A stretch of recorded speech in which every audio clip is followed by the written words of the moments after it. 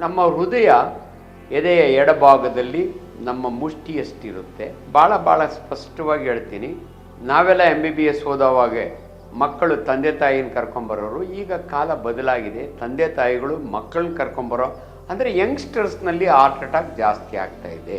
ಈಗ ನೋಡಿ, heart attack ಅಂದರೆ ಏನಂದರೆ, ಮನುಷ್ಯನ ದೇಹ 33 ಟ್ರಿಲಿಯನ್ ಸೆಲ್ಸ್ ಇರ್ತವೆ. ಬೇರೆ ಬೇರೆ ಭಾಗ ಇದೆ, ಲಿವರ್ ಇದೆ, ಸ್ಪ್ಲೀನ್ ಇದೆ, ಹಾರ್ಟ್ ಇದೆ, ಕಿಡ್ನಿ ಇದೆ, ನಮ್ಮ ಕೈ ಕಾಲುಗಳಿದ್ದಾವೆ.